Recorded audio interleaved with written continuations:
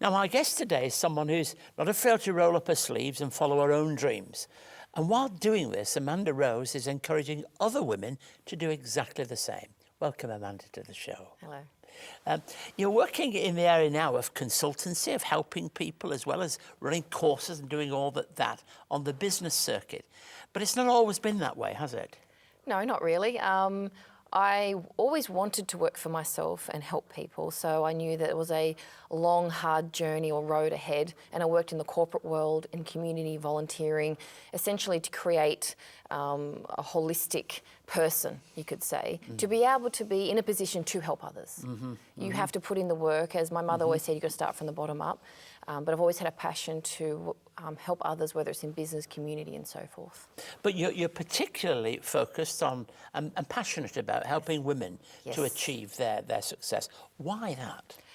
Because it's harder for women in a lot of ways in business. And I think society doesn't help with female confidence.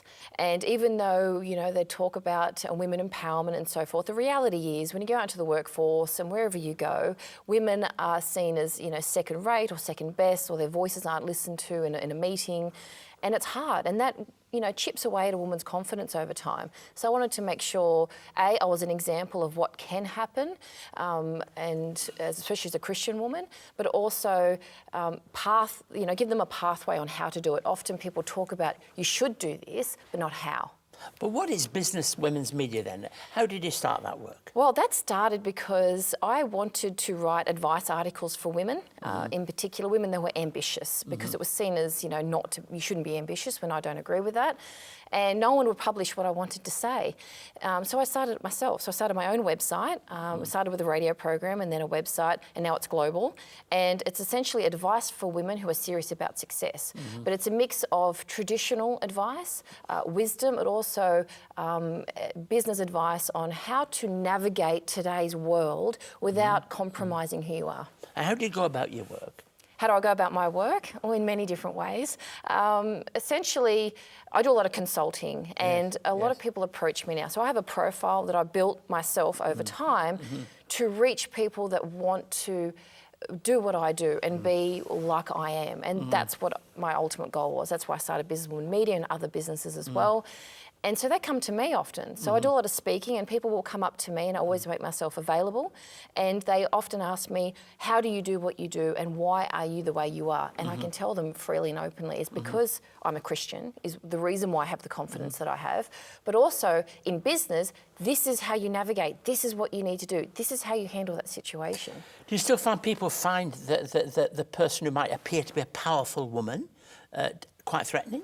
Oh, absolutely. I kind of like it in a way, because it does filter out the people that would take advantage of you.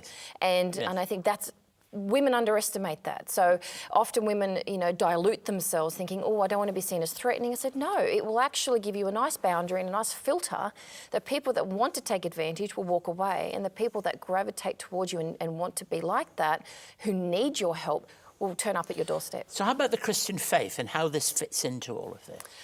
Well, it's essentially the core of who I am. Every decision I make, everything I do is going to be based on who I am. So I have a belief that where God guides, He provides. So it's making sure that whatever I do, He's in control of, and it's His will. But it's who I am. So people say, you know, how can you handle that difficult situation? Or why are you so confident? And why are you so... I said, well, I'm the vessel, but it's actually God in me that's creating this. And it's wonderful because it gives you thick skin and you can handle a lot more in business. And so what do you say then to a Christian woman who feels that they really want to achieve things, but feels somehow that it's difficult to do that and hold together the marriage, the family, the children, all the traditional aspects, you know, the kind of things and expectations? Well, for starters, you know, it's not a woman's job solely to hold together a marriage. That is, you know, two people, or three, God and the husband. Sure. But if a woman has ambitions and wants to be and do more, turn to God and what God says instead of turning to what the world says. You know, read Proverbs, understand God's vision for you and not the world. The world will say, you should do this, you should be that. Really, it's, well, if you have a desire, it's a natural gift that God's given you. Pray about it, ask your Christian friends, you know, wise counsel, I'd like to try it. And go for it. You've got nothing to lose. I was raised on that. Just go for it. But make sure you're not doing it outside of God's will. And it's possible to hold all those things together. Absolutely. And the thing is that a woman is more fulfilled if she is doing her passions and helping others. Often you'll find women are in a position and the desire is to help other women or help other people or the vulnerable. And when a woman does that, you will see them glow and they love it. And so really that's going to benefit the family and her church and her children and her community. Some of the people at Wesley Mission we got the most compassionate. Absolutely. There's a powerful, compassionate sense of women. I think compassion is underutilised and underrated in business and in life. And people see it as a weakness when actually it's a strength. Someone's been listening to the show this morning and they've got a dream in their lives, particularly a woman. It could be a man just as equally. But they've got these dreams and it might seem a bit unrealistic or difficult to achieve. What would you say to them? Firstly is you've got nothing to lose following a dream, but take it to God first.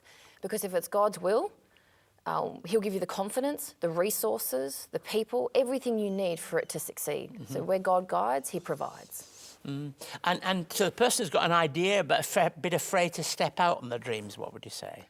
Do your research, ask. Don't be afraid to ask questions and ask everyone everything you need to know to get the resources, to get the information, and be practical about it, but get wise counsel as well. The people that you trust, ask them to help you. And don't look at what society thinks you can and can't do. Look at what God says you can do, essentially.